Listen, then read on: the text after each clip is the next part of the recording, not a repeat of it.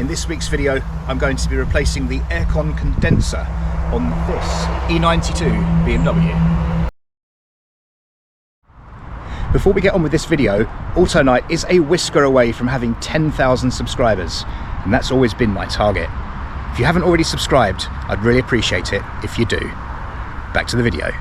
I haven't formally diagnosed the fault on this car. The owner recently purchased it, the aircon wasn't working, so he took it to be regassed, and they tried, it wouldn't hold a vacuum, and they said it's got a leak. So the next logical step from the owner's perspective was to replace the condenser, because we already know that it's had a very light frontal impact, and that's been repaired in the past, so there's potential for that to be damaged behind there. When working on air conditioning, you should take some basic precautions. You're dealing with refrigerant, which is liquid under pressure, it's very cold and can cause freeze burns. So you should never dismantle anything if you know that the system is pressurized.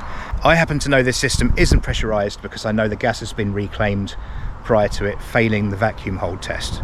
But always get a professional to reclaim the gas before you carry out any work, and do take basic precautions like wearing eye protection and being aware of the potential for residue of the freezing gas and liquid.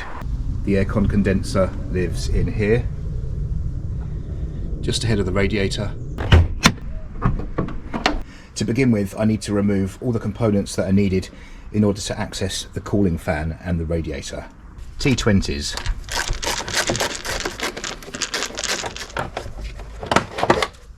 So remove the air intake duct. A couple of 10mm bolts secure the air filter box. Loosening the Jubilee clip that secures the intake pipe to the airbox, and disconnect the air mass meter. And that suddenly opens up way more access to everything. I'm going to need to remove this little expansion pipe here that goes across and onto here. I'm just going to release the pressure in here first, and that's fine. This little pin is lifted. Ease this carefully off. Plastic things like this are quite easy to break.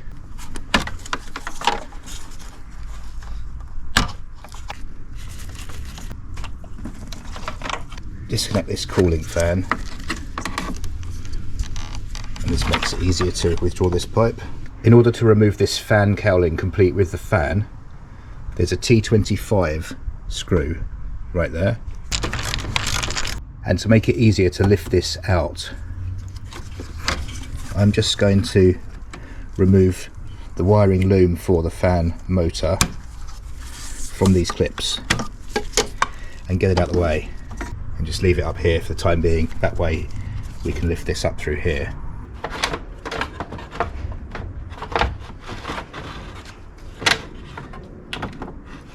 And we can just lift this radiator fan out. I'm going to remove this cover because I think it's snagging on this. Just a plastic cover for the oil cooler.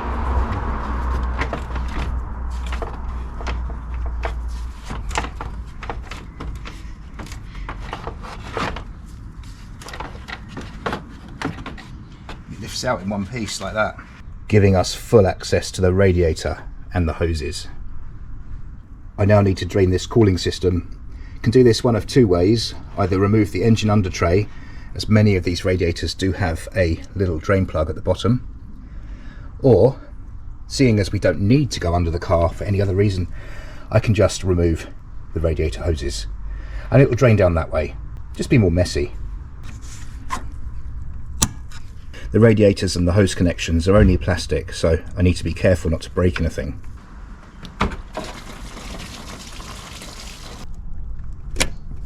Repeat the same with the bottom hose.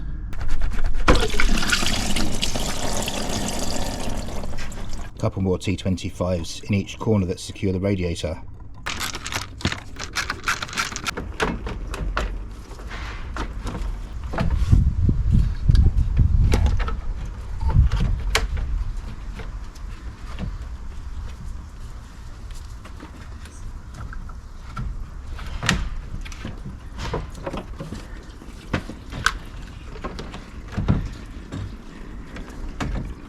The radiator can then just be lifted out. We now have full access to the condenser, which incidentally doesn't appear to be attached to anything at this end. We'll find out how that's meant to be fitted in a minute when I take it out. So we've got a couple of Allen key bolts here that will be securing the pipework to the condenser. This system is completely dead. There's no refrigerant in here. I wouldn't be doing it like this if there was. I'd have it evacuated, because you can't take any chances with refrigerant. Because refrigerant can be hazardous, it's also not very environmentally friendly to release it into the air. So these are 6mm Allen key bolts.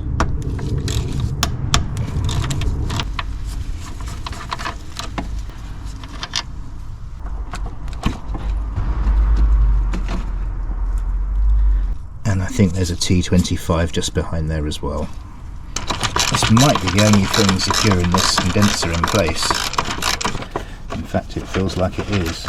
It's coming out at an angle. Yep.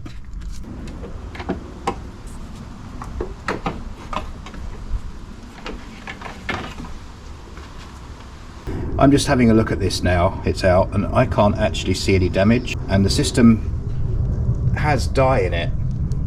You can see it's green there, and I would expect to be able to see that somewhere on here. I have got a UV light which I can use, but as I said earlier in the video, I'm replacing this at the owner's request. I've not diagnosed this. Using my UV light in a darkened garage, I'm just inspecting the core of this condenser, and here you can see just how much it lights up the dye that's in there. See it, the connection there?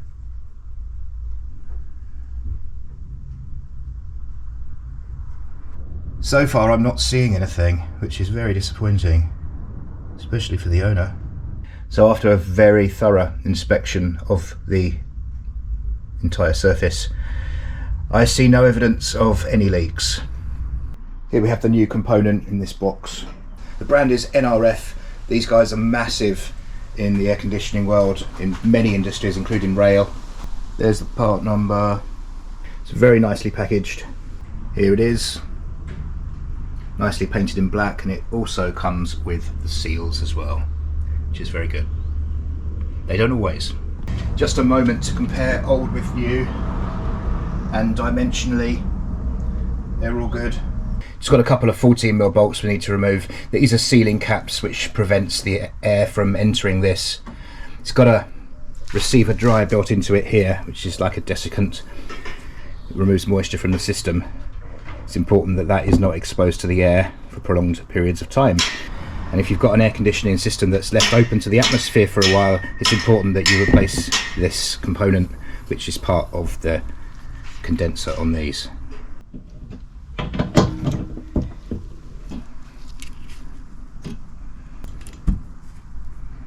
Old habits die hard, but I always like to just check that there's no oil in here. I work for one brand which will remain unsaid, and all the aircon components would come completely full of pag oil, and some people fitted them without draining the oil, with rather disastrous consequences. I'll say no more on the matter. I wasn't one of them. I'll pop these back in just to keep it sealed until it's fitted.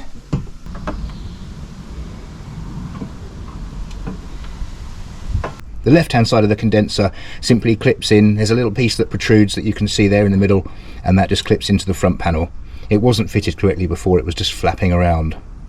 And then of course on this side we've got this long screw that secures it in place. All nicely fitted. We now need to hook up the pipes to it, and I've got the two new seals. So those are the original seals, and whilst the new condenser did come with replacement seals, I'm actually going to use these genuine new BMW ones because I like to stick to genuine where possible. You'll note one's bigger than the other, perfectly normal. You've got high pressure and low pressure. Nice smear of pag oil, helps them slide in.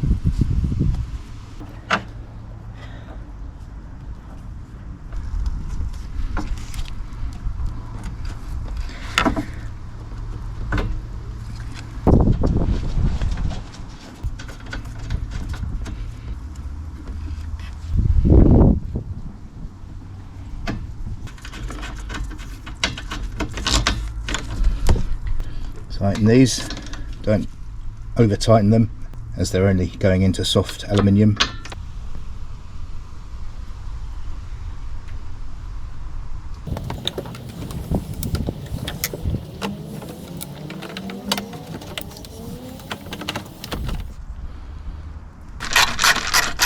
So once the radiator is located correctly, you've got a couple of tabs that stick out from the radiator about here that go into the front panel. It then secures the lower edge, and then you can tighten these screws. And we do the same on the other side. We can refit these hoses.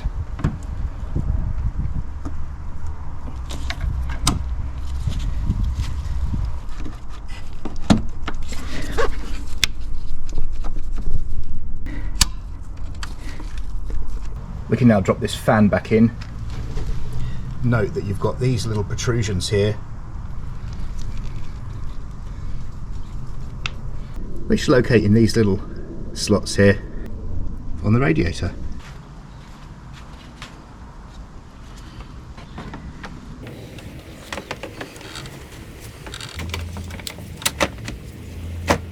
Make sure that these go over the top edge of this radiator, like that. There's one in the middle too, and then this end is secured with the screw.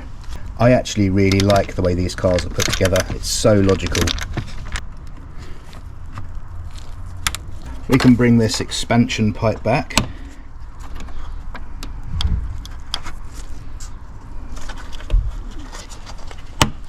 And tighten this end. And then we can bring back this wiring.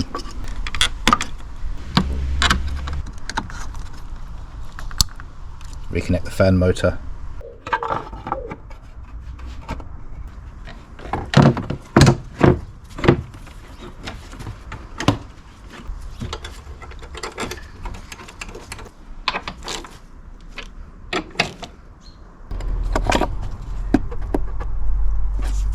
Air mass meter reconnected. Retighten the intake pipe. And the two T20s. And with everything back together, it's now time to refill and bleed the cooling system. I have genuine BMW coolant, antifreeze, and also some de-ionised or distilled water.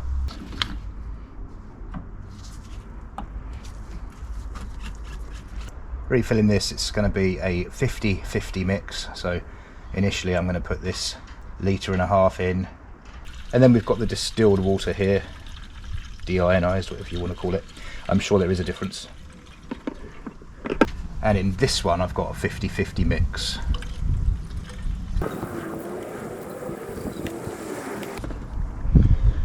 Unfortunately, the little stalk that lives in here that tells you the level is actually broken on this car. It's going to be quite difficult to get this level right. And again, I've just made up some more 50-50 mix.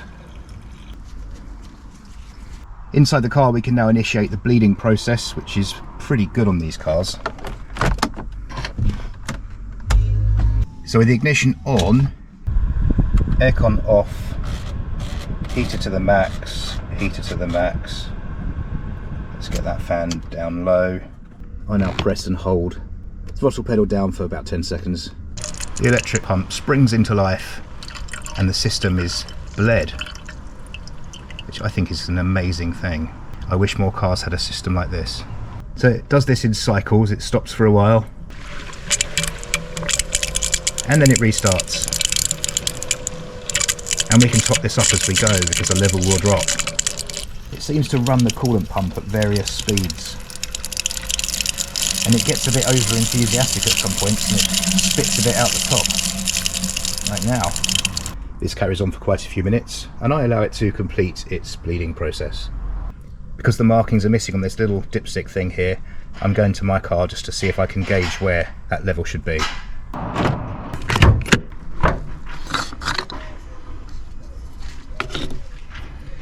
This is what it should look like. Mine's very slightly low as well actually. But I now have a fair idea where the fluid level should be in there. Well, that's it for this one. Didn't find anything conclusive in terms of a leak on the condenser. I did have a thorough check with the UV light, couldn't see anything. I mean, maybe there's a tiny pinhole somewhere that I couldn't see, but not holding out a lot of hope for it actually having been that condenser. but it needs to go off for further investigation, and we'll know a bit more then whether or not there are further problems. I did go all over the hoses and around the compressor with my UV light to see if I could see any evidence of leakage, and I didn't find any. I also shone the light around the footwells near the heater box area to see if there was any evidence of leakage there from the evaporator. But to be fair, if the evaporator was leaking, it'd have to be really bad for it to get that far to the carpets, so can't really be conclusive about that. Hopefully it isn't the evaporator. So I'll leave it there, and hopefully in another video I can let you know the outcome of this E92 BMW air conditioning. Thank you very much for watching. I look forward to seeing you again in another one very soon.